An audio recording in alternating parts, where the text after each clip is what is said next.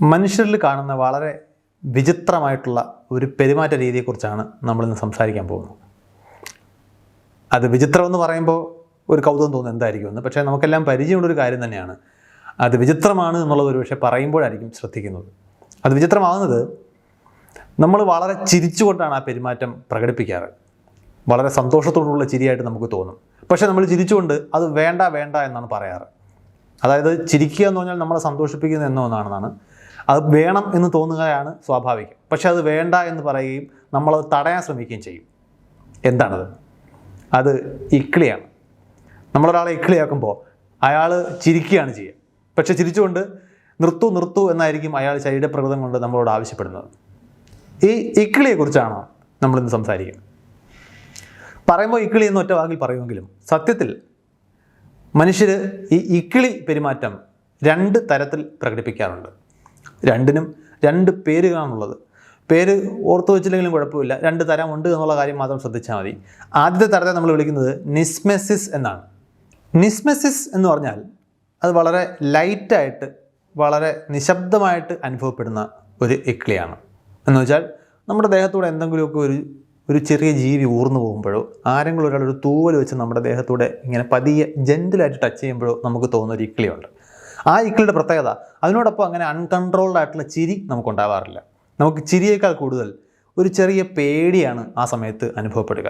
നമ്മുടെ ദേഹത്തുകൂടി ഒരു പാറ്റയോ അങ്ങനെ എന്തെങ്കിലും ഒരു ചെറിയ ഇഴജന്തു നീങ്ങിപ്പോകുന്നതായിട്ട് തോന്നിയാൽ സ്വാഭാവികമായിട്ടും നമ്മളൊന്ന് കെയർഫുൾ ആവുകയും ചെറുതായിട്ടൊന്ന് പേടിക്കുകയുമാണ് ചെയ്യുക.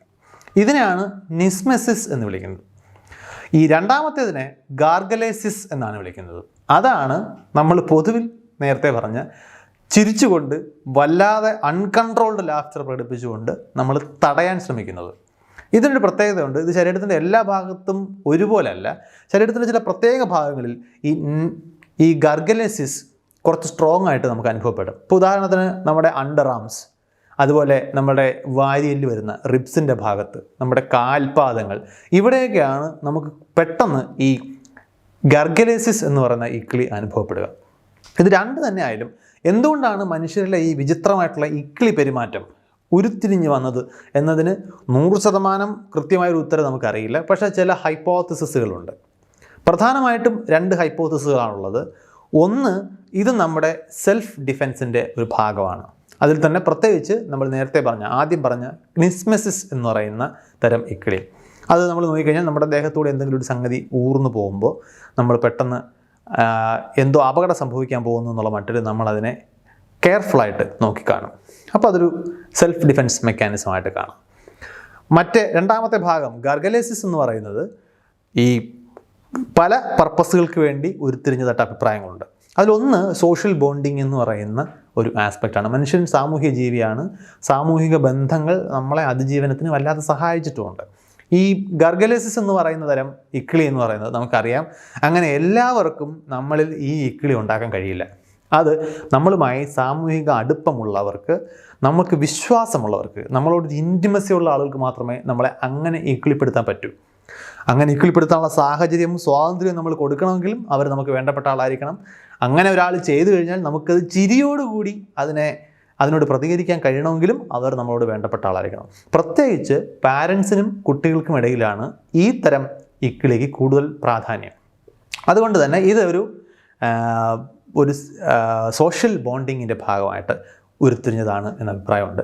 അതിൽ തന്നെ വേറെയും പല ഗുണങ്ങളും ഇതുകൊണ്ട് ഉണ്ടാകുന്നതായിട്ട് കാണാൻ പറ്റും. ഇപ്പോൾ ഉദാഹരണത്തിന് ആ സമയത്ത് നമുക്കുണ്ടാകുന്ന മൂവ്മെൻറ്റ്, നമ്മൾ വളരെ ക്വിക്കായിട്ട് മൂവ് ചെയ്യും. അതുപോലെ നമ്മൾ കൂടുതൽ സെൻസിറ്റിവിറ്റി കാണിക്കുന്ന പ്രദേശങ്ങളെന്ന് പറയുന്നത് കൂടുതൽ സെൻസിറ്റീവായിട്ടുള്ള അവയവഭാഗങ്ങൾ തന്നെയാണ്. അതായത് നമുക്കൊരു അപകടം ഉണ്ടാക്കാൻ ഏറ്റവും സാധ്യത കൂടിയ സ്ഥലങ്ങളാണ് ഈ അണ്ടർ ആംസും റിബ്സും കാൽപാദങ്ങളും ഒക്കെ. അതായത് നമ്മൾ കാൽപാദത്തിൽ എന്തെങ്കിലും ഒരു ക്ഷതം സംഭവിച്ചു കഴിഞ്ഞാൽ നമുക്ക് ഇന്നത്തെ പോലല്ല, പണ്ടൊരു കാലത്ത് നമ്മുടെ ചലനം പൂർണ്ണമായിട്ടും ബുദ്ധിമുട്ടിലാവും. ഒരു ഇരപിടിയും വന്നു കഴിഞ്ഞാൽ നമുക്ക് ഓടി രക്ഷപ്പെടാൻ കഴിഞ്ഞില്ല എന്ന് വരും, നമുക്ക് ഇര തേടി ഒരുപാട് ദൂരം പോകാൻ കഴിഞ്ഞില്ല എന്ന് വരും. അപ്പോൾ അതുകൊണ്ട് ആ ഭാഗത്തോട് നമ്മൾ കൂടുതൽ സെൻസിറ്റീവാണ്. നമ്മുടെ അണ്ടർ ആംസ് റിബ്സ് ഒക്കെ ആണെന്നുണ്ടെങ്കിൽ നമ്മുടെ ഇൻറ്റേർണൽ ഓർഗൻസ്, ക്രിട്ടിക്കലായിട്ടുള്ള നമ്മുടെ ആന്തരിക അവയവങ്ങളിലേക്ക് ഉള്ള റൂട്ടുകളാണ്. അപ്പോൾ അവിടെയൊക്കെ നമ്മൾ വളരെ സെൻസിറ്റീവ് ആയിരിക്കുകയും അതിലൂടെ വരാൻ സാധ്യതയുള്ള എല്ലാ ഭീഷണികളെയും നമ്മൾ മുൻകൂട്ടി കണ്ട് വളരെ ക്വിക്ക് മൂവ്മെൻറ്റിലൂടെ ഒഴിവാക്കാൻ നമ്മൾ പരിശീലിച്ചിരിക്കുകയും വേണം. അപ്പോൾ അങ്ങനെ ഒരു ഉദ്ദേശം കൂടി ഇതിനുണ്ട് എന്ന് കരുതാം.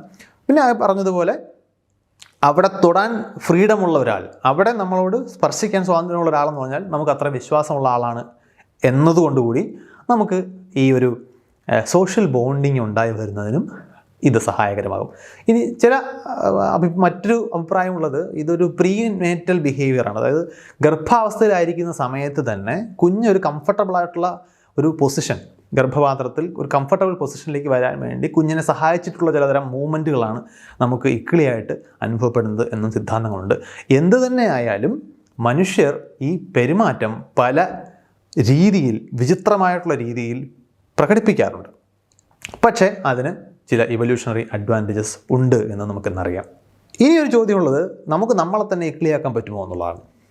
നമുക്ക് സ്വയം ബോധ്യപ്പെടാവുന്നൊരു കാര്യം, നമുക്ക് നമ്മളെ ഇക്ലിയാക്കുക എന്ന് പറയുന്നത് ഏതാണ്ട് അസാധ്യം എന്ന് തന്നെ പറയാം. എന്തുകൊണ്ടാണ് ഇത് സംഭവിക്കുന്നത്? ഈ ഇക്കിളിപ്പെടുത്തുക എന്ന് പറയുന്നതിൽ നമ്മൾ ബ്രെയിനിലെ ഏതൊക്കെ ഭാഗങ്ങളാണ് ഈ ഇക്കിളിയോട് പ്രതികരിക്കുന്നത് എന്ന് നോക്കിക്കഴിഞ്ഞാൽ നമുക്ക് സാധാരണഗതിയിൽ നമ്മുടെ ഹാപ്പിനെസ്സുമായിട്ടൊക്കെ ബന്ധപ്പെട്ടുള്ള ബ്രെയിനിൻ്റെ ഭാഗങ്ങൾ തന്നെയാണ്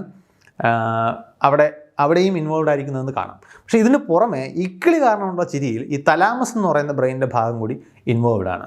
അപ്പോൾ പ്രെഡിക്റ്റബിൾ ആയിട്ടുള്ള, നമുക്ക് പെട്ടെന്ന് മുൻകൂട്ടി കാണാൻ കഴിയാത്ത മൂവ്മെൻറ്റ്സ് ആണ് നമ്മളെ ഈ ഇക്കിളിപ്പെടുത്തുന്നത്. അപ്പോൾ അത് നമ്മൾ അതിനോട് പ്രതികരിക്കുന്നതും ഈ റെസ്റ്റ് ചെയ്യാൻ ശ്രമിക്കുന്നതൊക്കെ അത്തരം മൂവ്മെൻറ്റ്സുകളെയാണ്. നമ്മൾ തന്നെ നമ്മൾ ഇക്കിളിയാക്കാൻ ശ്രമിക്കുമ്പോഴുള്ള പ്രശ്നം എന്ന് പറയുന്നത്, ഇത് ചെയ്യാൻ നമ്മുടെ മസ്തിഷ്കത്തിൻ്റെ സെറിബെല്ലം എന്ന് പറയുന്ന ഭാഗം കൂടി ഇൻവോൾവ് ആകണം. കാരണം നമ്മുടെ മൂവ്മെൻറ്റിനെ ട്രാക്ക് ചെയ്യേണ്ട ഒരു ജോലി സെറിബെല്ലത്തിനുണ്ട്. അപ്പോൾ അതിൻ്റെ പ്രശ്നം എന്ന് പറഞ്ഞാൽ നമ്മൾ അടുത്ത് മൂവ് ചെയ്യാൻ പോകുന്നത് എങ്ങനെയാണ് എന്ന് നമ്മുടെ സെറിബെല്ലത്തിന് അറിയാം. അപ്പോൾ അതുകൊണ്ട് തന്നെ നമ്മുടെ ഈ മൂവ്മെൻറ്റ് പ്രഡിക്റ്റബിളാണ്. നമ്മൾ നമ്മുടെ ശരീരത്തിൽ തന്നെയാണ് ഈ ചലനം ഉണ്ടാക്കാൻ ശ്രമിക്കുന്നതെങ്കിലും നമ്മുടെ ശരീരം തന്നെയാണ് അത് ഇനിഷ്യേറ്റ് ചെയ്യുന്നത്. സെൽഫ് ഇനിഷ്യേറ്റഡ് മൂവ്മെൻ്റ് ആണ് എന്നുള്ളത് കൊണ്ട് തന്നെ അതിന് പ്രഡിക്റ്റ് ചെയ്യാൻ പറ്റും നമ്മുടെ കൈ അങ്ങോട്ടാണ് പോകുന്നത്. അതോടുകൂടി ഈ ഇക്കിളി എന്ന് പറയുന്ന, പ്രത്യേകിച്ച് ഗർഗലേസിസ് എന്ന് പറയുന്ന ഇക്കിളിയിൽ ഈ ഒരു അൺപ്രഡിക്റ്റബിലിറ്റി നഷ്ടപ്പെടും. അത് ഒരു ത്രെട്ടായിട്ട് നമുക്ക് അനുഭവപ്പെടില്ല. അപ്പോൾ അതുകൊണ്ട് തന്നെ സെൽഫ് ഡിഫെൻസുമായിട്ട് ബന്ധപ്പെട്ടിട്ടുള്ളതായിട്ടുള്ള സർക്യൂട്ടുകളൊന്നും തന്നെ നമുക്ക് ആ സമയത്ത് ഉപയോഗിക്കേണ്ടി വരില്ല. അപ്പോൾ അതുകൊണ്ട് നമുക്ക് നമ്മളെ ഇക്കിളിപ്പെടുത്താൻ സാധിക്കില്ല. ഇനി ഒരു എക്സെപ്ഷൻ നമുക്ക് വേണമെങ്കിൽ കണ്ടുപിടിക്കാം. നമ്മുടെ നാവ് ഉപയോഗിച്ച് നമ്മുടെ വായയുടെ അപ്പർ റൂഫ് അവിടെ ചെറുതായിട്ടൊന്ന് ഉരസി കഴിഞ്ഞാൽ നമുക്കൊരു ചെറിയ ഇക്കിളി അനുഭവപ്പെടും. പക്ഷേ ആ ഇക്കിളി നമ്മൾ ഈ ഗർഗലേസിസ് എന്ന് പറയുന്നത് നമ്മളെ ചിരി ഉണ്ടാക്കിക്കുന്ന, അൺകൺട്രോൾഡ് ലാഫ്റ്റർ ഉണ്ടാക്കാൻ പോകുന്ന തരത്തിലുള്ള ഒരു ഇക്കിളിയല്ല. അത് കുറച്ചുകൂടി നിസ്മെസിസ് എന്ന് പറയാവുന്ന കുറച്ചൊരു അനോയിങ് ആയിട്ട് തോന്നുന്ന ഒരു ഇക്കിളിയാണ്. അതെന്തുകൊണ്ടാണ് എന്നുള്ളതിനെക്കുറിച്ച് വ്യക്തതയില്ല. പക്ഷേ നമുക്ക് ഊഹിക്കാവുന്നൊരു കാര്യം, നമ്മുടെ ഈ വായുടെ അപ്പർ റൂഫിൽ പൊതുവിൽ അങ്ങനെയുള്ള ചലനങ്ങൾ ഉണ്ടാകാറില്ല. കാരണം നമ്മളത് വായിൽ അങ്ങനെ ഒരു മൂവ്മെൻറ്റ്, ഇപ്പോൾ നമ്മുടെ ദേഹത്തുകൂടി ഒരു പ്രാണി ഊർന്നു പോകുന്നതോ എന്തെങ്കിലും ഒരു ഞാന്ന് കിടക്കുന്ന ഒരു വസ്തു നമ്മുടെ ദേഹത്ത് പതിയെ പതിയെ തട്ടുന്ന പോലുള്ള സംഗതികൾ നമ്മൾക്ക് പരിചയമുണ്ട്. അതിനെ നമുക്ക് കെയർഫുൾ ആയിരിക്കേണ്ട ആവശ്യമുണ്ട്. പക്ഷേ നമ്മുടെ വായിൽ ഇങ്ങനെ ഒരു മൂവ്മെൻറ്റ് നമ്മൾ പ്രതീക്ഷിക്കുന്നില്ല. പിന്നെ വായുടെ റൂഫും റഫാണ്, നമ്മുടെ നാവും റഫാണ്. അപ്പോൾ ഈ രണ്ട് റഫായിട്ടുള്ള ഉപരിതലങ്ങൾ നമ്മുടെ ശരീരത്തിനുള്ളിൽ തന്നെ പരസ്പരം കൂട്ടി യോജിക്കുമ്പോൾ അതിനകത്ത് നമ്മുടെ ശരീരത്തിന് പരിചയമില്ലാത്തൊരു മൂവ്മെൻ്റ് ഉണ്ട്.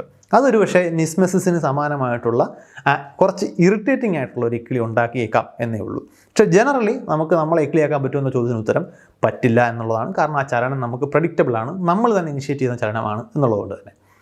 ഇനി നമ്മുടെ മറ്റ് ജീവികളിൽ ഇക്കിളി എന്ന് പറഞ്ഞ ഈ പെരുമാറ്റം കാണാറുണ്ടോ?